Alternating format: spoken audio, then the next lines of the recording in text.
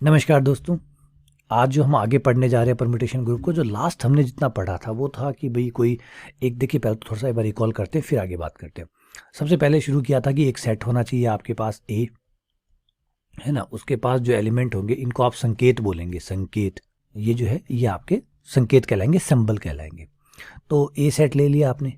इस ए सेट के ऊपर ए से ए पर डिफाइन होने वाले, परिभाषित होने वाले सब के सब एक एक ही आच्छादक, मतलब one one and onto, जिसे आप शॉर्ट फॉर्म में कहते हैं बाइजेक्शन, इंग्लिश में कहते हैं बाइजेक्शन। बाइजेक्शन का मतलब एक एक ही भी हो गया प्लस आच्छादक भी हो गया। बाइजेक्शन एक छोटा जो शब्द है वो इस्तेमाल किया जाता है इंग्लिश में, बाइजेक्शन। बाइजेक्शन का मतलब होता है वो एक एक ही भी है, आच्छादक भी है। अब मैंने क्या किया, मैंने डिसाइड किया कि भाई मैं इस समुच्चय ए के ऊपर, सुनिएगा बेटा बात को, पहले मैं आपको वापस से वो जो लास्ट लेक्चर में जो पढ़ाया उसको एक बार रिकॉल कराता हूँ ताकि फिर मैं आगे से स्टार्ट कर सकूँ। तो सबसे पहले मैं इनमें फलन परिभाषित करूंगा जो ए से ए में डिफाइंड होगा, नंबर 1। नंबर 2, एफ जो है वो एक एक ही होगा। नंबर 3, एफ आच्छादक होगा। तो एक एक ही आच्छादक और ए से ए में परिभाषित फलन मैं तैयार करूंगा। और ये जब तैयार हो जाएगा, ये जब तैयार हो जाएगा, सुन लीजिए ध्यान से बात, ये जब तैयार हो जाएगा तो इसका नाम होगा क्रमचय। इसको मैं बोलूंगा क्रमचय यानी परमुटेशन। इस एक फंक्शन का नाम क्या होगा, परमुटेशन होगा। इसका नाम परमुटेशन होगा। अब आपको पता होगा, जैसे लास्ट लेक्चर में मैंने बताया था, किसी समुच्चय पे आप कितने क्रमचय बना सकते हैं, उनकी संख्या। क्रमचय बनाने का मतलब है एक एक के आच्छादक फलन बनाना, और एक एक के आच्छादक फलनों की संख्या होती है फैक्टोरियल एन। एन का मतलब है ए में अवयवों की संख्या, क्रमचयों की संख्या, या क्रमचयों का मतलब फलन। ये जो फलन है, क्रमचयों की संख्या। रिपीट कर रहा हूं बेटा, क्रमचय शब्द जो है वो फलनों के लिए इस्तेमाल हुआ है। ए से ए में परिभाषित प्रत्येक एक एक ही आच्छादक फलन क्रमचय कहलाता है। दोबारा बोलिए, ए से ए में परिभाषित, ए से ए में परिभाषित एक एक ही आच्छादक फलन क्या कहलाता है, क्रमचय कहलाता है। अगर आपको नहीं याद रहने वाली है परिभाषा तो मैं यहां लिख देता हूं, परिमित समुच्चय। यहाँ पे मैंने वर्ड परिमित क्यों इस्तेमाल किया, क्योंकि अगर मैं परिमित इस्तेमाल नहीं करता हूँ तो जो क्रमचय होगा वो चलता रहेगा चलता रहेगा चलता रहेगा। तो भाई मुझे इतना अनंत वाली जो है उनसे बचना है, मुक्त रहना है, क्योंकि जब ये अनंत हो जाएगा तो क्रमचयों की संख्या फैक्टोरियल एन, एन का मतलब अनंत है, तो फैक्टोरियल अनंत तो अनंत ही हो जाएगा। तो वो बकवास एक अनंत की लाइन में चला जाऊंगा, इसलिए मुझे अनंत की लाइन में नहीं जाना। तो क्रमचय को बेचारों को स्ट्रिक्ट रखा गया कि भाई अनंत अनंत वाला खेल नहीं खेलेंगे, परिमित बातें ही करेंगे, है ना। वही बातें करेंगे जो हमारे फेवर में है, हमारे पक्ष में है, जिनको हम जानते हैं, है ना, एक एक करके सबको पहचानते हैं कि 2 है, 5 है, 7 है, ये तो सब हमारे भाई बंधु है, सबको जानते हैं। अनंत को तो हम जानते ही नहीं है, कौन अनंत कहाँ होता है, कहाँ रहता है, आधार कार्ड क्या है उसका, आधार कार्ड के नंबर क्या है, कौन से जिले में रहता है, पता है आपको, नहीं पता। तो अनंत से दूर ही रहने की कोशिश करते हैं जब तक मजबूरी ना हो जाए। प्रॉब्लम ये है कि ये ऐसा कंसेप्ट है अनंत वाला, कभी इसके बारे में मैं डिटेल से हम बात करेंगे, एक वीडियो बनाऊंगा। हल्बर्ट जो थे, जो मैथमेटिशियन थे हल्बर्ट, वो हमेशा कहा करते थे कि अनंत जो है वो ऐसी चीज़ है, जैसे हमारे मारवाड़ी में होता है, ना थूकने वाला है ना गिटने वाला है। मतलब ना तो उसको अंदर लिया जा सकता है ना थूका जा सकता है, वो ऐसी परिस्थिति में आ जाता है, वो ऐसी चीज़ों में हमें फंसा। अनंत के बिना गणित आगे भी नहीं चलती, और अनंत ही है जो गणित को आगे ले जाता है। अब बताइए, एक चीज़ है, एक ऐसा फोर्स है ना, एक ऐसा फोर्स है जो आपकी गाड़ी को आगे भी ले जा रहा है और आपकी गाड़ी को पीछे भी ले जा रहा है। अगर आपको आगे जाना है तो आपको अनंत को लेना पड़ेगा, लेकिन जब आप अनंत को लेते हैं तो वही वो फोर्स है जो आपको रोकता भी है। जैसे घर्षण का एग्जाम्पल ले लीजिए। अब घर्षण जो है वो एक ऐसा फोर्स है, अगर घर्षण ना हो तो हम पृथ्वी पर खड़े ही नहीं रह सके, और घर्षण ही वो है जो हमारी ऊर्जा को खर्च करता है। हमारी ऊर्जा की अगर हानि होती है तो किसकी वजह से होती है, घर्षण की वजह से, है ना। हमारी हड्डियां जो कमज़ोर होती है या शरीर जो धीरे धीरे कमज़ोर होता है, वो सब मोटा मोटा रोल कौन प्ले करता है, क्योंकि हम पूरी ज़िंदगी घर्षण से विरोध करते रहते हैं, और घर्षण के बिना हम खड़े भी नहीं रह सकते। तो ये वो चीज़ है जिसके बिना रहा नहीं जा सकता और जिसको छोड़ा भी नहीं जा सकता। तो ये कुछ ऐसा ही है, इसमें रन से थोड़ा सा एक बार जहाँ तक हो सके थोड़ी दूरी बनाने की कोशिश करते हैं। चलिए वापस आते हैं। तो याद रखिएगा, जब मैं किसी सेट के बारे में बोलना भूल भी जाऊँ तो क्रमचय के अंदर हम फाइनाइट सेट्स के ऊपर ही काम करते हैं, अपरिमित के ऊपर काम नहीं करते हैं, ठीक है। परिमित समुच्चय पर परिभाषित एक एक ही आच्छादक फलन, एक एक ही आच्छादक फलन क्रमचय कहलाता है, परमुटेशन कहलाता है। क्रमचय मतलब one one and onto, या बाइजेक्शन। कोई बाइजेक्शन किसी फाइनाइट सेट के ऊपर जब डिफाइन करते हैं तो वो क्रमचय, ठीक है। अब यहाँ पे क्रमचयों की संख्या होगी फैक्टोरियल एन, और एन क्या है, एन है ए में अवयवों की संख्या, ए में अवयवों की संख्या। फिलहाल ए में 3 अवयव हैं, ऑर्डर ऑफ ए जो है यहाँ पे 3 है जो कि n हो गया, तो n आपका 3 हो गया, तो इस हिसाब से आपके पास फैक्टोरियल 3 यानी 6, आपके पास 6 क्रमचय बनेंगे, 6 फलन बनेंगे। इन 6 फलनों को आप जिस समुच्चय में रखेंगे उसे कहेंगे क्रमचयों का समुच्चय। क्या कहेंगे? सेट ऑफ परमुटेशन, क्रमचयों का समुच्चय। रिपीट कर रहा हूं, दोबारा से बोल रहा हूं, क्रमचयों का समुच्चय, set of permutation, set of, इसका नाम प्यारा रखा गया एस फॉर सेट। ए उस सेट का नाम है जिस पे परमुटेशन बनाए गए हैं, क्योंकि परमुटेशन किसी तो सेट पे बनेंगे, तो सेट का नाम ए इस तरीके से रखा जाता है। अब जितने परमुटेशन बनने वाले हैं वो सारे लिख दीजिए। ऑब्वियसली बात है 6 बनने वाले हैं, एक F1, एक F2, एक F3, एक F4, एक F5 और एक F6, ये लीजिए 6 परमुटेशन बनेंगे। ठीक है, अगर आप चाहते हैं, देखना चाहते हैं 6 के 6, तो मैं आपको याद दिला देता हूँ कि ये 6 कौन कौन से हैं। बड़ी आसान तरीके से आप बना सकते हैं। यहाँ 1 2 3 लिखिए, है ना। 1 2 3 पे एक फलन तो वो होगा जिसमें 1 2 3 पे 1 2 3 ही आएगा। F2 वो होगा जिसमें 1 2 3 पे कुछ और निकाल दीजिए, थोड़ा सा क्रम बदल दीजिए, यहाँ 1 रख दीजिए, यहाँ 3, यहाँ 2 कर दीजिए, लास्ट वाले 2 चेंज कर दिए। एक ये बन सकता है, 1 2 3 पे यहाँ 2 लिख देता हूँ, यहाँ 1 3 कर देता हूँ, यहाँ F4 चौथा, 1 2 3, यहाँ 2 रख देता हूँ, यहाँ 3 1 कर देता हूँ, F5 1 2 3 2 1 3, फिर आपका F6 आ जाएगा 1 2 3, और अच्छा ये तो 2 1 3 तो बना चुके हैं भाई, क्या कर रहे हो, इसमें 3 आगे रख लेते हैं, 3 1 2 बना लेते हैं, 3 1 2 और 3 2 1। अब यहाँ पे आपको एक बात समझ में आएगी, इसका नाम क्रमचय क्यों पड़ा। क्वेश्चन, क्रमचय क्यों कहते हैं। यहाँ पे क्वेश्चन तैयार हो गया, आपके दिमाग में होना भी चाहिए, क्रमचय क्यों कहा जाता है। और भी तो बहुत सारे नाम थे, क्रमचय ही क्यों कहा जाता है, मतलब ढेर सारे नाम अवेलेबल थे, उन सारे नामों में से आपको क्रमचय ही कैसे मिला। तो जवाब है, देखिए आपने क्या किया, सारी संभावनाएं बनाई। देखिए आपने क्या किया, आप 1 2 3 को घुमाते रहे, 1 2 3 लिखा, फिर 1 को अपनी जगह ही रखा, 1 3 2 हो गया, पीछे वाले 2 को बदल दिया, फिर 2 को आगे रख के 1 3 बनाया, फिर 2 को आगे रखा, 1 3 का 3 1 कर दिया, फिर 3 को आगे रखा, 1 2 बनाया, फिर 3 को आगे रखा, 2 1 बनाया। तो सारे कॉम्बिनेशन ही तो बनाए हैं आपने, सारे परमुटेशन में क्या होता है, परमुटेशन में क्या कहते हैं, क्रमचय क्या होता है, क्रमचय, पहले चयन करते हैं फिर क्रम बनाते हैं, क्रमचय कहलाता है। पकड़ रहे हैं बात को क्या पकड़ रहे हैं, देखिए कैसे है, बात समझिए, क्रमचय शब्द को समझिए, परमुटेशन वर्ड को समझिए। परमुटेशन कहता है कि मान लीजिए आपके पास कोई सेट है, उस सेट में से पहले तो आप चयन करते हैं कि कितने एलिमेंट लेंगे। पहला वर्ड आता है चयन, कि आप इसमें से कितने लेंगे। जवाब है आप 1 ले सकते हैं, 2 ले सकते हैं, ज़्यादा से ज़्यादा 3 ले सकते हैं। तो डिसाइड कीजिए आप कितने लेंगे। तो बाद मैंने डिसाइड किया कि भाई मैं 3 के 3 लेंगे। फिर लेने के बाद होगा अगला क्वेश्चन होगा, जब ले लिया अब इसके क्रम बनाइए। तो क्रम क्या क्या बनेंगे, क्रम ये बन सकते हैं 1 2 3, 1 को आगे रख लूँ, 2 3 को पीछे रख लूँ, 1 को आगे रख लूँ, 1 3 2, 2 1 3, 2 3 1, 3 1 2, ये बन गए आपके क्रम। तो क्या बन गया, क्रमचय। पहले आपने चयन किया फिर उसके क्रम बनाए, तो क्रमचय। तो यहाँ पे भी देख लिया आपने, क्रम ही तो बनाए, इसीलिए सारे पॉसिबल कॉम्बिनेशन आपने सारे बना दिए, तो ये क्रमचय बन गया, इसलिए क्रमचय नाम रखा है। तो यहाँ पे आप सोचोगे सर आप तो ग्रुप थ्योरी पढ़ रहे हैं, ग्रुप थ्योरी में कहाँ से क्रमचय आ गया। तो क्रमचय इसलिए रखा गया कि सारे पॉसिबल कॉम्बिनेशन आपने बना लिए, सारे पॉसिबल जितने क्रम बन सकते थे आपने सारे बना लिए, इसलिए इसका नाम पड़ गया क्रमचय। तो सारे बनाए आपने। अब प्यारी बात क्या है इसके अंदर, देखिए सबसे प्यारी बात और दिखाता हूँ आपको।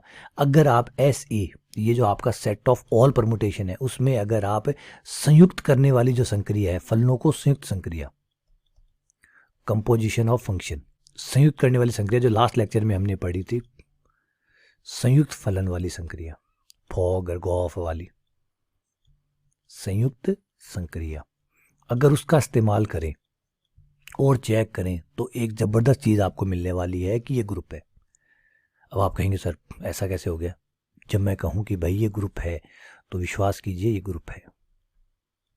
लेकिन ये ग्रुप किससे बना, SA में कौन है, सबके सब क्रमचय है, क्रमचयों का ग्रुप बना है ये, तो इसलिए इसका नाम पड़ गया क्रमचय ग्रुप, क्रमचय समूह, क्रमचय से बनने वाला समूह। और क्रमचय कौन है, फलन है, तो क्रमचय ग्रुप, परमुटेशन ग्रुप इसका नाम कहलाया गया।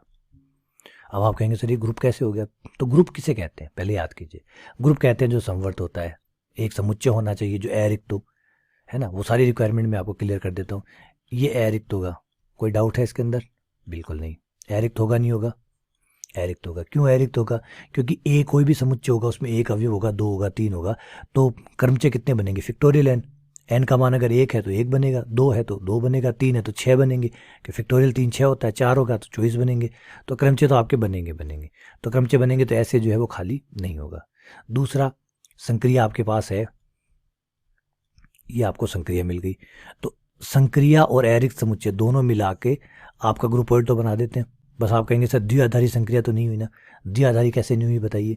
दो क्रमचय है, दो क्रमचय है। क्रमचय का मतलब है एक एक आच्छादक। अब दो एक एक आच्छादक फलनों का जब संयुक्त फलन बनाते हैं तो वो भी एक एक आच्छादक होता है। मानते नहीं मानते आप? मानते नहीं मानते? एफ जो है वो एक ए से ए में परिभाषित फलन है और प्लस एक एक आच्छादक है। जी जो है वो भी ए से ए में परिभाषित फलन है, क्योंकि वो भी क्रमचय है तो वो भी एक एक आच्छादक है। तो दो एक एक आच्छादक फलनों का जो संयुक्त फलन होता है, चाहे वो फोग हो चाहे वो गोफ हो, वो भी ए से ए में ही होगा, क्योंकि सब कुछ ए में चल रहा है। तो वो भी ए से ए में होंगे, वो भी एक एक आच्छादक होंगे, और एक एक आच्छादक होंगे तो वो उसी के अंदर होंगे कहीं ना कहीं, क्योंकि यहाँ तो आपने कुछ छोड़ा ही नहीं है ना। आपने क्या कोई फलन छोड़ा? नहीं। तो अगर दो फलन आपस में संयुक्त होते हैं और कोई नया फलन बनाते हैं तो यही तो बनेंगे। अब आप कहेंगे नहीं सर इसे बाहर निकल गया, तो बाहर कैसे निकलेगा? पहले ये बताइए बाहर कैसे निकलेगा, समझाइए कि बाहर कैसे निकलेगा। दो फलन को मैं अगर संयुक्त करूंगा तो जो तीसरा फलन बनेगा वो बाहर कैसे जाएगा? या तो बाहर तभी जाएगा या आपने सारे कॉम्बिनेशन ना बनाए हो। अब आपने सारे ही कॉम्बिनेशन बना दिए, यहाँ पे जितने पॉसिबल थे सारे कॉम्बिनेशन बना दिए, तो बताइए बाहर कैसे जाएगा? तो जवाब है कि समझ रहे बात हो? देखिए मैं बना के नहीं दिखा रहा हूँ, मैं सॉल्व करके नहीं दिखा रहा हूँ, मैं सिर्फ आपके दिमाग से खेल रहा हूँ, और आप भी खेलिए। क्या होगा? कोई दो क्रमचय आप उठाएंगे, उनको संयुक्त करेंगे तो क्रमचय बनेगा। ये बात कन्फर्म है। क्यों कन्फर्म है? क्योंकि हमारी गणित कहती है कि अगर एफ ए से ए में है, जी ए से ए में है, तो फॉग जो बनेगा या गॉफ बनेगा वो भी ए से ए में होगा। अगर एफ और जी एक ही के आच्छादक फलन है तो उन फलनों से जो नया फलन बनता है वो भी एक ही के आच्छादक होता है। तो इसका मतलब चाहे फॉग बने चाहे गॉफ बने, वो भी एक एक के आच्छादक होगा, और ए से ए में होगा एक एक के आच्छादक होगा, यानी वो भी एक क्रमचय होगा, और क्रमचय होगा तो वो इन्हीं छः में से कहीं ना कहीं होगा। ऐसा हो सकता है कि आपने F1 और F2 या F2 या F3 को संयुक्त किया और पता चला कि F4 बन गया। नाम तो उसका होगा F2OF3, F2OF3, लेकिन बना कौन? F4। F3OF4 बना, लेकिन हो सकता है बन गया F5, या इन दो को संयुक्त किया ये बन गया, तो बनेगा यहीं कहीं, आप बाहर नहीं जाएंगे। तो इसलिए बिल्कुल बेफिक्र रहिए, क्योंकि मैथ्स है, गलत नहीं कहती है। ग्रुपॉइड हो गया, क्यों हो गया? कि संक्रिया जो है वो समवर्त भी है, क्लोज भी है। हो गया। अब आ जाते हैं साचर्यता पे। साचर्यता पे यानी एसोसिएटिव पे। क्या एसोसिएटिव की कोई दिक्कत है? नहीं साहब। संयुक्त फलन जो होते हैं, संयुक्त फलनों के संयुक्त करने की जो संक्रिया होती है वो हमेशा से साचर्य होती है। वो ए से ए में हो चाहे एक एक आच्छादक हो या ना हो, कोई फर्क नहीं पड़ता। फलनों को संयुक्त करने की संक्रिया जो होती है, एफ ओ जी फिर एच के साथ संयुक्त करें या एफ को बाद में संयुक्त करें, जी और एच को पहले करें, तो इससे कोई फर्क नहीं पड़ता, क्योंकि फलनों के संयुक्त करने की संक्रिया, फलनों के संयुक्त करने की संक्रिया सदियों से, मतलब जब ऋषि मुनि रहा करते थे उस समय भी ये साचर्य होती थी, उस समय से ही साचर्य है। और अब जब दुनिया का विनाश हो जाएगा, खत्म हो जाएगी, प्रलय हो जाएगी, तब तक ये साचर्य ही रहेगी, क्योंकि ये एक सार्वभौमिक सत्य है। ये लिख लीजिए यहाँ पे बात, संयुक्त फलन की संक्रिया, संयुक्त फलन की संक्रिया साचर्य होती है। साचर्य, इसे किसी भी ग्रुप थ्योरी की जरूरत नहीं है, बिना ग्रुप थ्योरी के भी ये साचर्य हुआ करते थे। जैसे हमारे रियल नंबर है, जब आपको नहीं पता था कि जो रियल नंबर होते हैं, जो वास्तविक संख्याएं होती है वो साचर्य होती है, जब आप पहली दूसरी तीसरी में पढ़ते थे तब भी वो साचर्य होते थे, जब आपको नहीं पता था, और आज आपको पता चल गया तब भी साचर्य। तो इसका मतलब कोई फर्क नहीं पड़ा कि आपको नहीं पता था तब भी। जैसे इलेक्ट्रिसिटी है, बच्चों को नहीं पता कि ये बिजली है, तब भी वो बिजली है, तब भी उसको करंट लगेगा। और मान लीजिए किसी ने MSc फिजिक्स में कर ली, PhD कर ली, अब भी उसको करंट लगेगा, क्योंकि उसके जानने या नहीं जानने से कोई फर्क नहीं पड़ेगा। तो ये संयुक्त फलन की जो संक्रिया है वो सदैव साचर्य थी, सदैव साचर्य है, वो सदैव साचर्य रहेगी। हो गया। अब आते हैं तीसरी बात के ऊपर। अब आप कहेंगे सर तत्समक अवयव यहाँ पे आप कहाँ से लाएंगे? यहाँ आप तत्समक अवयव कहाँ से लाएंगे? तो मैंने कहा अपने घर से लाऊंगा। ना, घर से नहीं लाऊंगा, यहीं से लाऊंगा। कैसे? इन सारे फलनों में से एक फलन वो है जो तत्समक फलन है। ये देखिए, सारे कॉम्बिनेशन बनाएंगे तो उसमें तो कोई डाउट ही नहीं है, सारे बनाएंगे तो यहीं बनेंगे, एक पर एक, दो पर दो, तीन पर तीन। तो ये फलन कौन सा हुआ? ये फलन हुआ fx बराबर x। एफ एक्स बराबर एक्स, एक रखा एक आ गया, दो रखा दो आ गया, तीन रखा तीन आ गया। ये फलन जो है इसको तत्समक फलन कहते हैं, जो उसी पर वही लौटाता है उसको तत्समक फलन कहते हैं। और तत्समक फलन की खासियत ये होती है कि इसको किसी के साथ भी संयुक्त कर दीजिए, ये उसमें कोई फर्क नहीं डालेगा। तत्समक फलन किसी के साथ संयुक्त करने पर कोई फर्क नहीं डालता, तो आपका तत्समक फलन यहाँ हो जाएगा F1। अब आप कहेंगे सर F1 हमारे पास हमेशा होगा, हमेशा होगा क्योंकि आप सारे कॉम्बिनेशन बना रहे हैं, आप सारे फलन बना रहे हैं, सारे बना रहे हैं, तो उसमें से एक वो तत्समक भी बनेगा, तो तत्समक अवयव हमेशा आपके। तो ये आपने अगर ये होता ना कि आपने बनाए होते और उसमें से कुछ छोड़ दिया होता, अगर कुछ बनाए होते और उसमें से कुछ छोड़ दिया होता तो बात थी। आपने तो सारे बनाए हैं, सभी परमुटेशंस तैयार किए हैं, सभी ऑल पॉसिबल जो बन सकते थे वो सब तैयार किए हैं, तो फिर कुछ बचा ही नहीं है, बचा ही नहीं है, तो फिर आपको वो तत्समक फलन भी मिलेगा। हो गया। अब बात करते हैं प्रतिलोम की। सर सबके प्रतिलोम होंगे? तो जवाब है हाँ जी, सबके प्रतिलोम होंगे, सबके प्रतिलोम होंगे। अब इसका पहले लॉजिक बताइए कि सबके प्रतिलोम आपको पता कैसे चला कि सबके प्रतिलोम होंगे। आप कोई भी एक फलन f उठा लीजिए, वो a से a में है, वो a से a में है, वो एक एक ही है ना, और वो आच्छादक है, सही है। अब एक बार भूल जाइए कि हम परमुटेशन ग्रुप पढ़ रहे हैं, बाहर निकलिए इससे। और f का जो भी प्रतिलोम होगा f इनवर्स, अगर वो a से a में परिभाषित है तो उसको पलटने पर a से a ही आएगा, पलटने पर a से a ही आएगा, क्योंकि अगर f a से a में है तो उसको प्रतिलोम फलन में क्या होता है, आप पलटते हैं, पलटते हैं मतलब अगर f जो है वो a से b में है तो प्रतिलोम में क्या होता है, b से a कर देते हैं, पलट देते हैं आपस में।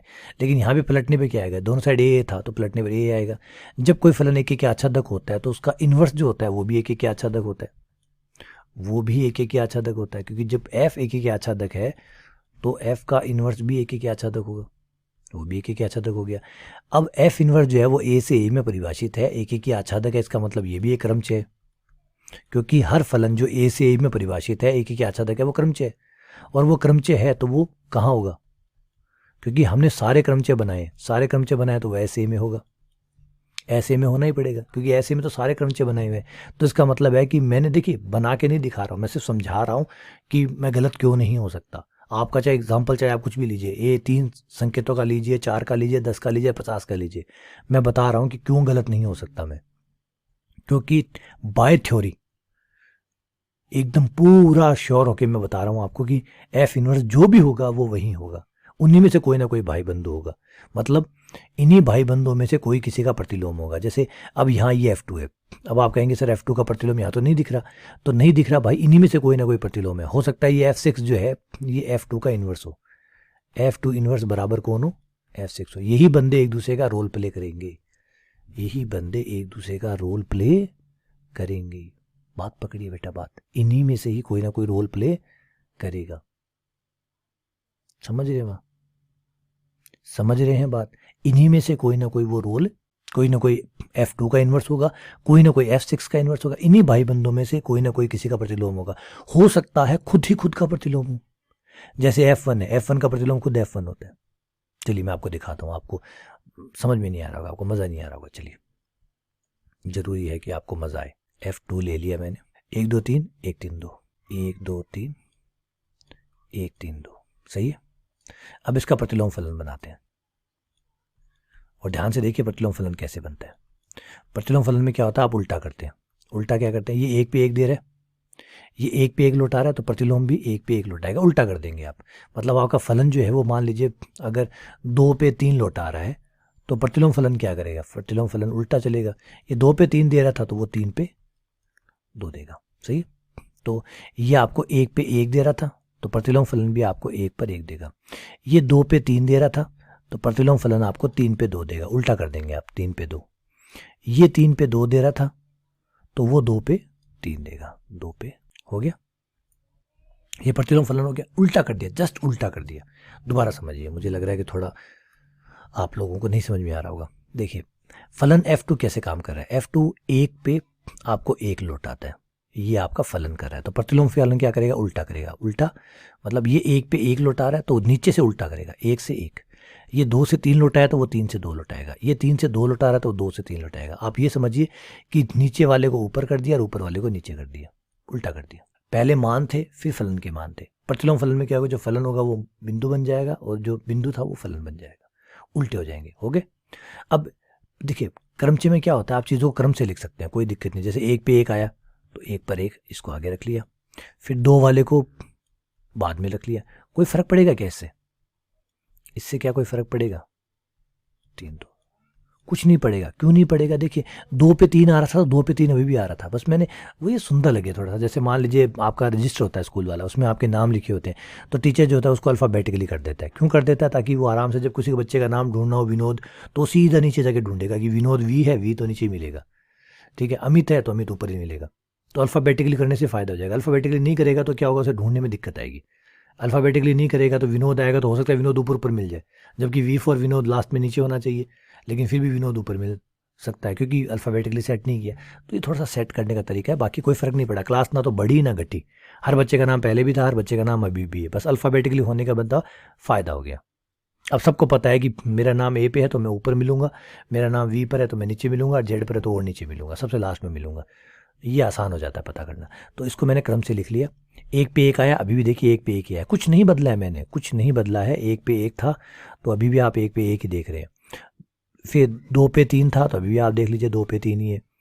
3 पे 2 आ रहा है तो 3 पे 2 ही आ रहा है, कुछ नहीं बदला, बस आगे पीछे करके थोड़ा सा ऑर्डर में लिखा है। अब इसको देखिए 1 2 3 1 3 2, ये कौन है भैया? अरे ये तो कोई और नहीं बल्कि ये तो F2 ही है। मिला लीजिए 1 2 3 1 3 2, 1 2 3 1 3 2, मैच कर रहा है एकदम। F2 यानी F2 का प्रतिलोम भैया खुद F2 ही है। F2 का प्रतिलोम खुद F2 ही है। अजीब लगा लेकिन सच है।